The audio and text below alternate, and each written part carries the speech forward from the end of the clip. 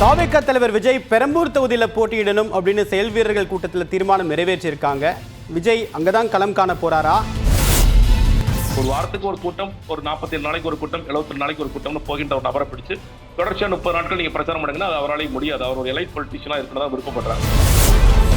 விஜய் 234 தொகுதிகளையும் ஜெயிக்கக்கூடிய வலிமை பெற்றவர் அப்படின்னு தாவேகாவினர் சொல்றாங்க, நம்புறாங்க. இல்லைங்க, விஜய் எங்கேயுமே களம் காண மாட்டார். விஜய் முடங்கி போகக்கூடிய வாய்ப்புகள் இருக்கின்றது. ஏன்னா விஜய் நிற்கிற தொகுதிகளில் திமுக அதிமுக ஸ்பெஷலா வேலை பார்ப்பாங்க. ஏன்னா விஜய் தோற்கடிக்கணுங்கிற ஒரு கங்கணம் கட்டிக்கொண்டு வேலை செய்வார்கள். விஜய் என்னை பொறுத்த வரைக்கும் அவர் நிச்சயமா படத்துல போய் நடிக்கலாம் போறாரு. இந்த கேரியர் விட்டுட்டு வர்றேன் அப்படிங்கிறதெல்லாம் என்ன பொறுத்த வரைக்கும் கதை தான். விஜய் உதாரணத்துக்கு திருச்சியில் நிற்கிறான்னு வச்சுக்கோங்களேன். KN நேரு, அன்பில் மகேஷ் பொய்யாமொழி இவர்களை மீறி இன்னைக்கு விஜயால அந்த தொகுதியில் ஜெயிச்சிட முடியுமா? பரபரப்பாக இருக்க வேண்டிய நேரத்திலேயே விஜய் பனையூர் கூட சொல்லக்கூடாது, நீலாங்கரை வீட்டில் தான் படுத்து தூங்கிட்டு இருக்காரு. அப்போ விஜய் நினைச்சா நம்ம ரொம்ப தெளிவா பிளான் பண்ணிட்டோம், நம்மள நோக்கி வருவாங்க. இல்ல, ஸ்கெட்ச் விஜய்க்கு தான், எல்லாரும் போட்ட விஜய் பட ஸ்கெட்ச் விஜய்க்கு தான் அது முடிஞ்சிருக்கு. விஜய் பயன்படுத்தி கொண்டு மற்ற கட்சிகள் ஒரு நல்ல இடத்துக்கு தங்களை பிளேஸ் பண்ணிக்கிறாங்க, பொசிஷன் பண்ணிக்கிறாங்க. ஆனால் விஜய்க்கு எதுவுமே நடக்கல. ஏன்னா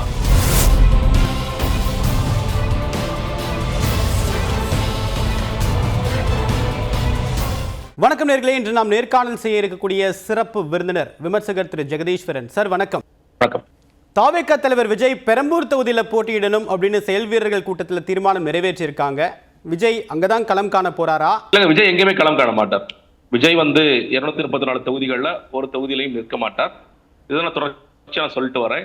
வேளச்சேரின்னு சொல்றாங்க, மதுரை தெற்கு, திருச்சி, இப்படி பல தொகுதிகள் எல்லாருக்கும் ஆசை இருக்கிறது. நீங்க தாவேகா சார்பாக இருக்கின்ற எல்லா நிர்வாகிகளுக்கும் தொண்டர்களுக்கும் விஜய் எங்க தொகுதியில் இருக்கணும். முன்னாடி ஒருத்தர் வேலூர்ல சொன்னார், எங்க தொகுதியில நிக்க போறாரு, தலைவர்கிட்ட பேச தலைவர் கூட ஓகே சொல்லிட்டாரு, அவரா சொன்னாரு. பட் விஜய் அதுக்கு ரெசிபிகேட் பண்ணல. இன்னைக்கு வரைக்கும் புஷி ஆனந்தோ இல்ல ஆதவ அர்ஜுனாவோ இல்ல மற்றவர்களோ யாருமே அதை சொல்லல. அந்த கட்சியில இருக்க மற்ற நிர்வாகிகள் எல்லாரும் எங்க நிற்க போறாங்க அப்படிங்கிற ஒரு செய்திகள் வருகிறது, ஓரளவிற்கு உண்மை. உதாரணத்துக்கு அருண்ராஜ், அவர் தான் முதலாக பேரை வாசிக்கப்படுறதா இருந்துச்சு, திருச்செங்கோடு நிற்க போறார் அப்படிங்கிற ஒரு செய்தி வந்ததா இருந்துச்சு. அதற்கு பிறகு புஷி ஆனந்த் அவர் அவசரப்பட்டாலும் யாரையும் சொல்ல வேண்டிய அவசியம் இல்லை, இந்த கட்சியை பொறுத்த வரைக்கும் விஜய் தான், அவர் தான் ப்ரொஜெக்ட் பண்ணவே தவிர வேற யாரையும் ப்ரொஜெக்ட் பண்ணக்கூடாது அப்படிங்கிறதுக்காக அது அன்னைக்கே அதுக்கு ஒரு டோர் க்ளோஸ் பண்ணாங்க. அதே மாதிரி ஆதவ அர்ஜுனா திருவள்ளுவர்னு சில செய்திகள் வருது, ராஜ்மோகன் பெரம்பலூர் செய்திகள் வருது. அதே மாதிரி வெவ்வேறு நபர்கள் இவர் CTR நிர்மல்குமார் உசிலம்பட்டி சைடு நிற்க போறார் அப்படிங்கிற செய்திகள் வருகிறது. இதெல்லாம் ஓரளவுக்கு உண்மை. ஆனால் விஜய் பொறுத்த வரைக்கும் அவர் எந்த தொகுதியும் நிற்க மாட்டார் அப்படிதான் நான் நினைக்கிறேன். அதுக்கான காரணங்கள் என்ன கேட்டீங்கன்னா, ஒண்ணு, இந்த கட்சியை பொறுத்த வரைக்கும் ஒற்றை முகமாக இருப்பது விஜய் தான். விஜய் தான் எல்லா தொகுதிகளுக்கும் சென்று பிரச்சாரம் செய்ய போகின்றார் அப்படின்னு நம்ம எல்லாருக்கும் தெரியும். அதுவே அவரால் முடியாது. அப்போ தொடர்ச்சியாக ஒரு 30 நாட்கள் நீங்க தேர்தல் அறிவிக்கப்பட்டு அதற்கு பிறகு நீங்க நாமினேஷன் தாக்கல் செஞ்ச பிறகு ஒரு 30 நாட்கள் தான், ஹார்ட்லி 30 டேஸ் தான் இருக்கும். 30 டேஸ்ல 234 கான்ஸ்டிட்யூன்சி விஜய் கவர் பண்ணாலும் நிச்சயமா கவர் பண்ண மாட்டாரு. அவரால் கவர் பண்ணவும் முடியாது, அவருக்கு முன் அனுபவம் என்பது இல்லை. இன்னொன்று, அவர் நம்ம பார்க்கின்றோம், ஒரு வாரத்துக்கு ஒரு கூட்டம், ஒரு 47 நாளைக்கு ஒரு கூட்டம், 72 நாளைக்கு ஒரு கூட்டம்னு போகின்ற ஒரு நபரை பிடிச்சு தொடர்ச்சியா 30 நாட்கள் நீங்க பிரச்சாரம் பண்ணுங்கன்னா அது அவராலே முடியாது. அவர் ஒரு எலைட் பொலிட்டிஷியனா இருக்கணும் தான் விருப்பப்படுறார். அதற்கான வாய்ப்புகள் இல்லை. அவரோட பிளான்ல என்னன்னு கேட்டீங்கன்னா, ஒரு 30 நாட்கள்ல சில மேஜரான பாயிண்ட்ஸை மட்டும் நம்ம தொடுவோம். அந்த மேஜரான பாயிண்ட்ஸ்ல இருக்கின்ற அந்த தொகுதிக்கு ஏற்ற மாதிரி அந்த தொகுதியோடைய யாரெல்லாம் நிற்க போறாங்களோ அந்த கேண்டிடேட்ஸ் வர வச்சு அவங்கள மக்கள்கிட்ட இன்ட்ரோடியூஸ் பண்ணிடலாம். அப்படிதான் அவங்க பிளான் பண்றாங்க. ஸோ விஜயோட இந்த திட்டமிடுதலும் இந்த பிரச்சாரமே ரொம்ப குறைவாகத்தான் இருக்க போகின்றது. இப்ப அதையும் நீங்க சுருக்கி விஜய் ஒரு தொகுதியில முடக்கணும், பெரம்பூர்ல முடக்கணும், திருச்சியில முடக்கணும் அப்படின்னா விஜய் முடங்கி போகக்கூடிய வாய்ப்புகள் இருக்கின்றது. ஏன்னா விஜய் நிற்கிற தொகுதிகளில் திமுக அதிமுக ஸ்பெஷலா வேலை பார்ப்பாங்க. ஏன்னா விஜய் தோற்கடிக்கணுங்கிற ஒரு கங்கணம் கட்டிக்கொண்டு வேலை செய்வார்கள். இப்போ முதலமைச்சரோ இல்ல எடப்பாடி பழனிசாமி எதிர்க்கட்சி தலைவர் அவர்களோ நீங்க ஸ்பெஷலா இங்கே சில ஆட்களை போட்டு விஜயை காலி பண்ணுங்க அப்படின்னு சில விஷயங்களும் நடக்கக்கூடிய வாய்ப்புகள் இருக்கின்றது. அப்படி இருக்கும் பொழுது ஒரே தொகுதியில் விஜய் முடங்க வேண்டாம் என்ற கட்சி சிந்திக்கின்ற காரணத்தினால் விஜய் என்னை பொறுத்த வரைக்கும் நிற்பதற்கான வாய்ப்புகள் இல்லை. அது ஒரு காரணம். ரெண்டாவது காரணம் என்னன்னு கேட்டீங்கன்னா, விஜய் என்னை பொறுத்த வரைக்கும் அவர் நிச்சயமா படத்துல போய் நடிக்கலாம் போறாரு. இந்த கேரியர் விட்டுட்டு வர்றேன் அப்படிங்கிறதெல்லாம் என்ன பொறுத்த வரைக்கும் கதை தான். அப்போ தோற்று போன ஒரு நடிகராக மறுபடியும் அந்த சினிமா கேரியருக்குள்ள போறதுல அவருக்கு சங்கடங்கள் ஏற்படலாம் அப்படிங்கிற காரணத்திற்காகவும் என்ன சொல்லுவாங்கன்னா, இல்ல விஜய் நிற்க மாட்டாரு, விஜய் நாங்கெல்லாம் ஜெயிச்சிருவோம், அந்த கட்சி ஒரு 150-160 இடங்கள் ஜெயிச்சிரும், ஜெயித்த பிறகு முதலமைச்சராக விஜய் பதவியேற்றுக் கொள்வார், 6 மாசத்துக்குள்ள நாங்க யாராவது ராஜினாமா பண்ணி விஜய் அந்த இடத்துல நிற்க வச்சு எம்எல்ஏ ஆக்குவோம் அப்படின்ட்டு புதுசான ஒரு கதையை ஒண்ணு சொல்லுவாங்க. அதுதான் நம்ம எல்லாம் பார்க்க போயிடும் நான் நினைக்கின்றேன். அதனாலதான் மக்கள் விரும்பும் முதல் வேட்பாளர் கேம்பெயின் ஆரம்பிச்சதற்கான நோக்கமே என்னன்னு கேட்டீங்கன்னா, இது பிற்காலத்துல டக்குனு நீங்க இந்த ஒரு அறிவிப்பு ஒரு அதிர்ச்சியாக வரும் பொழுது அப்ப யாருங்க முதலமைச்சர் வேட்பாளர் புஷி ஆனந்த் நீங்க எல்லாம் கேட்டக்கூடாது அப்படிங்கிறதுக்காக தான் இந்த கேம்பெயினை முதலே அவங்க கையில் எடுத்தாங்க அப்படிங்கிறதா நான் நினைக்கின்ற ஒன்று. விஜய் 234 தொகுதிகளையும் ஜெயிக்கக்கூடிய வலிமை பெற்றவர் அப்படின்னு தாவேக்காவினர் சொல்றாங்க, நம்புறாங்க. ஆனா அவரால் ஒரு தொகுதியில ஜெயிக்க முடியும் அப்படின்ற திடகாத்திரமான நம்பிக்கை இல்லையா அவங்களுக்கு? நிச்சயமா இல்லைங்க. எப்படி ஜெயிக்க முடியும்? நீங்க அதாவதுங்க, விஜய்க்கான வாக்கள் இருக்கு. நீங்க மற்றவர்கள் மாதிரி வந்து இந்த கூட்டம் எல்லாம் ஓட்ஸா கன்வெர்ட் ஆகுதுன்னு என்னைக்குமே சொன்னதுல ஓட்ஸா கன்வெர்ட் ஆகும். நீங்க ஒவ்வொரு தொகுதியிலையும் ஒரு 15,000 to 20,000, சில நேரங்களில் கேண்டிடேட்ஸை பொறுத்து அது கொஞ்சம் கூடுதலா குறைவா இருக்கலாம். கிராமப்புறங்களில் கொஞ்சம் குறைவா இருக்கலாம், நகர்ப்புறங்களில் கொஞ்சம் கூடுதலாக இருக்கலாம். இப்படிதான் நான் நினைக்கிறேன். விஜய் ஒரு ஸ்டார் வேட்பாளர்லாம், அதெல்லாம் எந்த மாற்று கருத்தும் இல்லை. நீங்க ஆனா அதே நேரத்தில் நம்ம யோசிக்க வேண்டியதுன்னு கேட்டீங்கன்னா, விஜய் உதாரணத்துக்கு திருச்சியில் நிற்கிறான்னு வச்சுக்கோங்களேன். KN நேரு, அன்பில் மகேஷ் பொய்யாமொழி இவர்களை மீறி இன்னைக்கு விஜயால அந்த தொகுதியில ஜெயித்திட முடியுமா? அது அவங்களுக்கு வந்து ஒரு ஓப்பன் சேலஞ்ச் மாதிரி. KN நேருக்கு ஒரு சேலஞ்ச் மாதிரி. விஜய் எப்படி ஜெயிக்க விடுவாங்க, இல்ல அன்பில் மகேஷ் எப்படி ஜெயிக்க விடுவாருன்னு கேட்டீங்கன்னா, நான் சொல்றது இந்த தேர்தல் களம் என்பது நமக்கு தெரியும். நீங்க இதுல வந்து எல்லாமே ஃபேர் தான். இதுல வந்து பெரிய இது ஜனநாயகபூர்வமா சரியா தப்பா அப்படிங்கறதெல்லாம் தாண்டி விஜய தோற்கடிக்கணும் அப்படிங்கிறதுக்கான வேலைகளை நிறைய பண்ணுவாங்க. அந்த விஷயங்களும் நடக்கும். அதையெல்லாம் மீறி விஜய் அந்த தொகுதியில் ஜெயித்து விடுவாரான்னு கேட்டீங்கன்னா ரொம்ப ரொம்ப கஷ்டமான ஒன்றுதான். ஏன்னா விஜய் வந்து நிறைய கேள்விகள் எழுப்புவாங்க. திருச்சியில் நிற்கிறான்னு வச்சுக்கோங்க. உதாரணத்துக்கு திருச்சியில விஜய் இது வரைக்கும் என்ன பேசியிருக்காரு? இப்ப காவிரிக்கான முக்கியமான பகுதியாக திருச்சி இருக்கின்றது. அந்த சிக்கல்கள் குறித்தெல்லாம் விஜய் இது வரைக்கும் பேசியிருக்காரா? விஜய் வெற்றி தோல்வியை கடந்து தானே ஒரு தலைவருடைய வளர்ச்சி அப்படின்றது இருக்கும். ஏன் வெற்றி தோல்வியை அனுமானிச்சு அதை தவிர்க்கிறதும், அந்த தேர்தலை சந்திக்க தவிர்க்கிறது அப்படின்றது என்ன ஸ்ட்ராட்டஜி? அது ஏன் அதை அவ்வளவு காஷியஸா அணுகுறாங்க? ஏன்னா விஜய் வந்து இப்போ நீங்க நான் முன்னாடி சொன்னேன் இல்லையா, விஜய் வந்து மறுபடியும் சினிமாக்கு போகதான் போறாரு. நீங்க பாருங்களேன், இப்போ தீவிரமான தேர்தல் நேரம். நம்ம எல்லாரும் எப்ப நோட்டிபிகேஷன் வரும், இப்ப நாளைக்கு வந்து SIR ஃபைனலா என்ன கவுண்ட்ங்கிற வரப்போது, தேர்தல் ஆணையம் வந்து இந்த மந்த் எண்டில் வரப்போறாங்க, 25ஆம் தேதி வரப்போறாங்கிற செய்திகள் நமக்கு வந்துகிட்டு இருக்கு. சோ இந்த பிப்ரவரி எண்ட்லயோ இல்ல மார்ச் முதல் வாரத்துல தேர்தல் அறிவிக்கப்படலாம்ங்கிற நோக்கிதான் எல்லா தலைவர்களும் ஓடிட்டு இருக்காங்க. இன்னைக்கு முதலமைச்சர் எந்த ஊர்ல இருக்காரு நமக்கு எல்லாம் தெரியாது, வெவ்வேறு ஊர்கள்ல இருக்கார். பெண்கள் மாநாடு மார்ச் 8ஆம் தேதி மிக முக்கியமான ஒரு மாநாடு போட போறோம் திருச்சியில, இதெல்லாம் மதுரையில காமிக்கலாம் ட்ரைல தான் அவர் பேசிட்டு இருக்காரு. எடப்பாடி பழனிசாமி அவர்கள் எல்லா தொகுதியிலும் கவர் பண்றதுக்கான வேலைகளை பார்த்துட்டு இருக்காரு. நேற்று பார்த்தோம், நாம் தமிழர் சீமான் அவர்கள் நேற்று 234 கேண்டிடேட்ஸும் அறிவிச்சிட்டாரு. திருச்சியில மிகப்பெரிய பிரம்மாண்டமான மாநாடு போட்டாரு. கொள்கை மாநாடு அப்படின்னு சொல்லிட்டு அவர் பிரகடனப்படுத்தி திமுக அதிமுக ஒண்ணுதான் அப்படின்னு சொல்லிட்டு அவர் ஒரு திசையில போயிட்டு இருக்காரு. விஜய் இன்னுமே பழைய ஃபார்மெட்ல நான் ஈரோடு முடிச்சிட்டேன், நான் வேலூருக்கு வர்றேன், சேலத்துக்கு வரேன், இனிமே அந்த ஃபார்மெட்ல தான் போயிட்டு இருக்காரு. அப்போ தீவிரமான பரபரப்பாக இருக்க வேண்டிய நேரத்திலேயே விஜய் வந்து பனையூர் கூட சொல்லக்கூடாது, நீலாங்கரை வீட்டுல தான் படுத்து தூங்கிட்டு இருக்காரு. அப்போ ரொம்ப செலக்டடா தான் வெளியே வர்றாரு. அப்படி விஜயால எலெக்ஷன் நேரத்திலேயே செயல்பட முடியாத விஜயால எலெக்ஷன்ங்கிறது அடுத்த 3 வருடத்திற்கு பாராளுமன்ற தேர்தல் தான். இல்லாத கடல உள்ள தேர்தல் நம்ம ஊர்ல வரும். லட்சத்துல விஜய் எவ்வளவு வேலை செய்ய போறாரு நமக்கு தெரியாது. அப்படி இருக்கும் பொழுது அந்த 3 வருடத்தில் விஜய்கிட்ட ஒரு அரசியல்வாதியாக என்ன உழைப்பு நம்ம எக்ஸ்பெக்ட் பண்றோம்? நம்ம எக்ஸ்பெக்ட் பண்ணவே கூடாது. உழைக்க வேண்டிய நேரத்திலேயே பெருசா அவர் உழைக்காத நேரத்தில் 3 வருடம் இல்ல 5 வருடம் கடந்து வரப்போகின்ற சட்டமன்ற தேர்தலில் விஜய் இந்த 5 வருஷத்துல என்ன கடுமையா வேலை செய்ய போறாரு?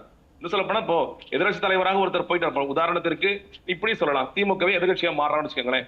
அவங்க வந்து தீவிரமா வேலை செய்வாங்க. ஆனா அதிமுக எதிர்கட்சியாக இருக்கும் பொழுது ஒரு தொய்வு இருக்கிறத பார்க்கின்றோம். என்னங்க சேலத்துல எடப்பாடி முடங்கி இருக்காரு, அவரே பெருசா வரல.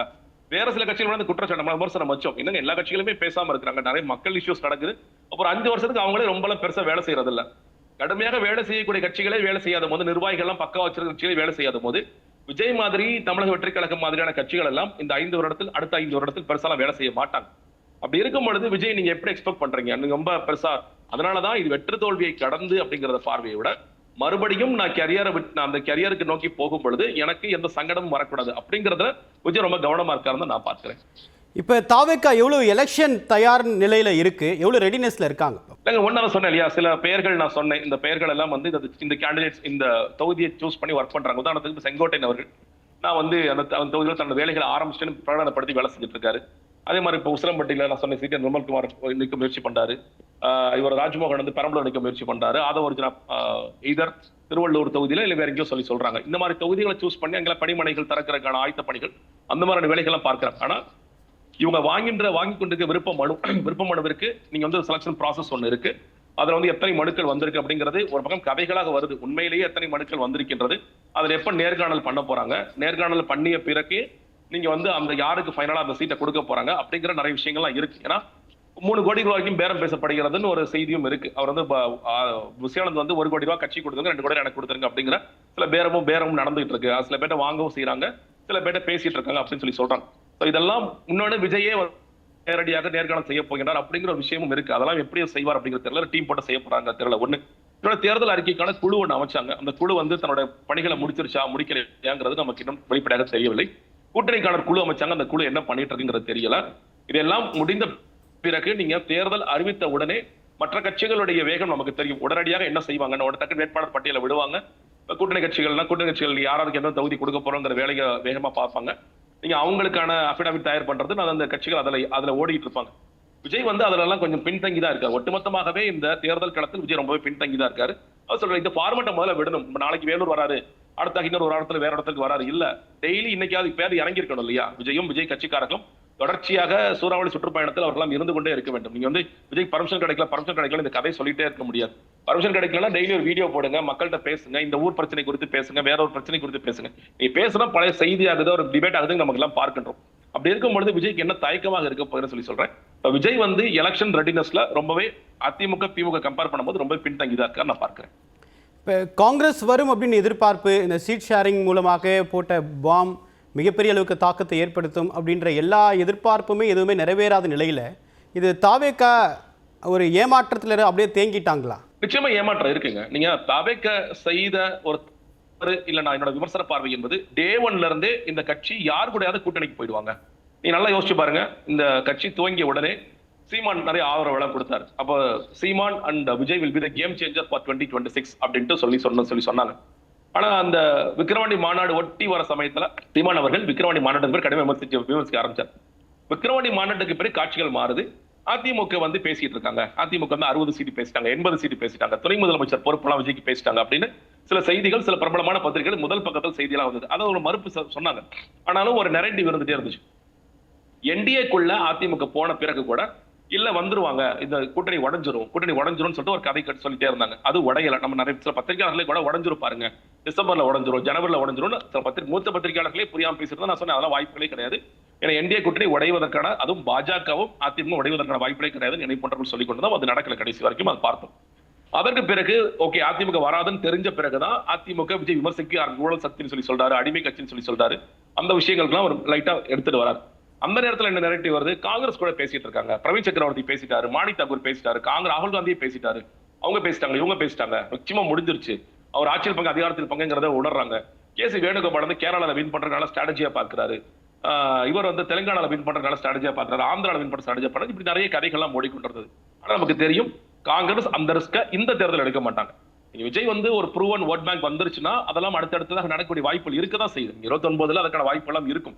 ஆனா இந்த தேர்தலை திமுக விட்டுட்டு நான் சட்டமன்றத்திற்குள்ள நான் போவேனா மாட்டேனா புரியாத நிலையில் காங்கிரஸ் அந்த ரிஸ்க் எடுப்பாங்கன்னா எடுக்க மாட்டாங்க. ராகுல் காந்திக்கு ஒரு ஆசை இருக்கலாம், 29ல நம்ம வந்து விஜய் பயன்படுத்திக்கலாம் ஒரு ஆசை இருக்கலாம். ஆனால் அதற்கு ஒரு மன ப்ரூவ் பண்ணணும் தான் யோசிப்பாங்க. விஜய் வச்சு இன்னைக்கு ஒரு பேர வலிமை ஜாஸ்தி பண்ணாங்கன்னு நினைக்கிறேன். என்ன பொறுத்த வரைக்கும் நான் பேசுற சோர்சஸ்ல காங்கிரஸ்க்கு வந்து போன வாட்டி 25னா இந்த தடவை 30 வரைக்கும் திமுகவே ஆஃபர் பண்ண 40 கேட்கறாங்க, 30 வரைக்கும் ஆஃபர் பண்ணுவாங்க, பிளஸ் ஒரு ராஜ்யசபா ஆஃபர் பண்ணாங்கன்னு சொல்றாங்க. அப்போ விஜயை பயன்படுத்திக் கொண்டு காங்கிரஸ் வலிமை பெறுகிறார்கள். விஜயை பயன்படுத்திக் கொண்டு மற்ற கட்சிகள் வந்து ஒரு நல்ல இடத்துக்கு தங்களை பிளேஸ் பண்ணிக்கிறாங்க, பொசிஷன் பண்ணிக்கிறாங்க. ஆனால் விஜய்க்கு எதுவுமே நடக்கல. ஏன்னா விஜய வந்து ஃபர்ஸ்ட் பிரையாரிட்டி அவங்க யாருமே பார்க்கல. விஜய் எங்களுக்கு கிடைத்த ஒரு துருப்பு சீட்டு, அந்த கார்டை நாங்க கரெக்டா பிளே பண்ணோம்னா நாங்க எங்களுக்கான பேரத்தை உயர்த்திக்கலாம்ங்கிறது ரொம்ப தெளிவா பிளான் பண்ணி விஜய் நினைச்சா நம்ம ரொம்ப தெளிவா பிளான் பண்ணிட்டோம், நம்மள நோக்கி வருவாங்க. இல்ல, ஸ்கெட்ச் வந்து விஜய்க்கு தான், எல்லாரும் போட்ட விஜய் போட்ட ஸ்கெட்ச் விஜய்க்கு தான் அது முடிஞ்சிருக்கு. அவர் கடைசியில யாருமே இல்லாம தனித்த ஒரு இடத்துல தான் நின்று கொண்டிருக்கிறார். அவரை நோக்கி யாரும் வருவதற்கு தயாராகவும் இல்லை, யாரும் வரவும் இனிமேல் யாரும் வரமாட்டாங்க. சோ வேற வழியே இல்லாம 234லயும் ஒரு ஆட்கள் போட வேண்டிய நிலைமை ஏற்படுது. என்ன சிக்கல்னா 234 போடாம சொன்னேன். இன்னைக்கு வந்து பிரச்சாரத்துக்கு போறது அவர் தான் போகணும், செலவு இவர் செய்வாராங்கிறது என்னை பொறுத்த கேள்விக்கு வருதான். இன்னைக்கு வரைக்கும் கட்சி செலவில் ஆதரவு பார்க்கின்றார். அப்போ ஒவ்வொரு தொகுதிக்கும் கட்சி தலைமையில இருந்து நம்ம என்னதான் வந்து லீகல் லிமிட் அப்படின்னு சொன்னா கூட 1 கோடி 2 கோடி கொடுக்கணும்னா அதெல்லாம் விஜய் கொடுப்பாரா? விஜய் கொடுக்க மாட்டாருன்னு சொல்லி சொல்றாங்க. அப்ப இதெல்லாம் எப்படி அவர் மேற்கொள்ள போறாங்க அப்படிங்கிற பல கேள்விகளும் இருக்கு. விஜய் போட்ட பொலிட்டிக்கல் பாம்ங்கிறது புஸ்வானம் ஆயிடுச்சு, என்னைக்கும் புஸ்வானம் ஆயிடுச்சு. வேற சில கட்சிகளை வெடிச்சிட்டு இருக்காரு. அது அவர் நினைச்சது தன்னோட கட்சியில் வெடிக்கணும்னு நினைச்சாரு, அது வெடிக்கவே இல்லை கடைசி வரைக்கும். அது வந்து ஒரு நமத்து போன பட்டாசாதான் மாறிச்சு நான் பார்க்கிறேன். பாஜக எதிர்ப்பையும் இப்ப தாவேகா பேச ஆரம்பிச்சிருக்கு. அது காரணம் என்ன? அதான் சொல்றேன், இந்த சிபிஐ வழக்கு, சிபிஎஃப்சி இதெல்லாம் பார்க்கும் பொழுது சொல்லப்போனா கரூர் தான் முக்கியமான ஒரு மையப்புள்ளி. அந்த புள்ளிக்கு பிறகு பாஜக எதிர்ப்புங்கிறத ரொம்பவே தவிர்த்துட்டு தான் வந்தாங்க. பாஜக ஒருவேளை நம்மளை வளர்ச்சிருவாங்க, சிபிஐ பயன்படுத்தி வளர்ப்பாங்க, இல்ல சிபிஎஃப்சி ஏதோ ஒன்று பயன்படுத்தி வளர்ச்சிருவாங்க அப்படின்னு சொன்னாங்க. இப்ப கிட்டத்தட்ட தேர்தலுக்கான நெருக்கமான காலம் வந்து விட்டது. அப்ப பாஜக அந்த மாதிரி நினைக்கிறாங்களா அப்படிங்கிற ஒரு கேள்வி எழுந்துருச்சு. சொல்லப்போனா பாஜக இன்னும் அதிமுக எல்லாருமே வந்து விஜய் விமர்சிக்க ஆரம்பிச்சிட்டாங்க, விஜய் இன்டர் விமர்சிக்க ஆரம்பிச்சிட்டாரு. அப்ப இனிமேலும் நம்ம வளைக்க மாட்டாங்க, நம்ம வந்து தனியா தான் இருக்கணும் அப்படி ஒரு இடம் வந்த பிறகு நம்ம இனிமேல் நம்ம பாஜக குறித்து பேசுவோம், நம்ம இனிமேல் பேசாம நம்ம ஒரு பெரிய கேப் விட்டுட்டோம். நம்ம கொள்கை எதிரின்னு சொல்லி சொன்னோம், அதற்கு பிறகு நம்ம சில காரணங்களால நம்ம அதை ஒதுங்கி இருக்கிறோம், பேசாமல் இருக்கின்றோம். இனிமேலும் பேசாம இருந்தோம்னா திமுக கட்சியோ திமுக கூட்டணி கட்சிகளோ பாருங்க விஜய் ஏன் பேச மாட்டேங்கிறார், விஜய் வந்து பாஜக பி டீம் அப்படிங்கறத விமர்சிக்க ஆரம்பிப்பாங்க. அப்ப அதை நம்ம தவிர்க்கணும்னா நம்ம பழையபடி பாஜக விமர்சிப்போம். பழையபடி ஒரு கொஞ்சம் விமர்சித்து இருந்தார், இல்லைன்னு சொல்ல மாட்டேன். நீ மோடி அவர்களே அப்படி சொல்லி பேசினாரு, மணிப்பூர் கலவரம் குறித்து பேசினாரு, நீதிபதிகள் ஆணையம் இது குறித்து பேசினாரு, பல விஷயங்கள் பேசிட்டு தான் இருந்தாரு, தொட்டு பேசிட்டு இருந்தாரு. ரொம்ப தீவிரமாக பேசல. செப்டம்பர் 20 அப்புறம் சுத்தமா பேசாம இருந்தாரு. இதற்கு பிறகு இந்த தேர்தல் காலத்தில் நாம் பேசித்தான் ஆக வேண்டும். கொள்கை எதிரின் மறுபடியும் நம்ம கையில் எடுத்தாதான், ஏன்னா பாஜக எதிர்ப்பு வாக்குகள் தான் இங்க வந்து பல திசைகளையும் பிரியுதுங்கிற பார்க்கிறோம். திமுகவுடைய டார்கெட் வந்து அதிமுக இருந்தாலும் முதலமைச்சர் ஸ்டாலின் பல இடங்களில் பேச போறது இந்த இந்த பிரச்சனை என்பது நமக்கும் டெல்லிக்கும், தமிழ்நாடு ஜெயிக்கணும்னா எங்களுக்கு வாக்களிக்கும் சொல்லி சொல்றாரு. அப்ப அதனுடைய மையக்கரு என்பது பாஜக தீவிரமான எதிர்ப்பு தான். அந்த பாஜக எதிர்ப்பை விஜய் பயன்படுத்த தவறிவிட்டால் அவருக்கு அந்த வாக்கள் போகாது, ஆன்டி பிஜேபி ஓட்ஸ் போகாது. அப்ப அதை பயன்படுத்தணும்னா விஜய் அந்த பாஜக எதிர்ப்பையும் மறுபடியும் பேச வேண்டிய ஒரு சூழ்நிலைக்கு, ஒரு அவசியத்துக்கு தள்ளப்படுகிறது நான் பார்க்கிறேன். சார், நிறைய விரிவான ஒரு பார்வையை கொடுத்தீங்க. உங்களுடைய கருத்துக்களுக்கு மிக்க நன்றி திரு ஜெகதீஸ்வரன்.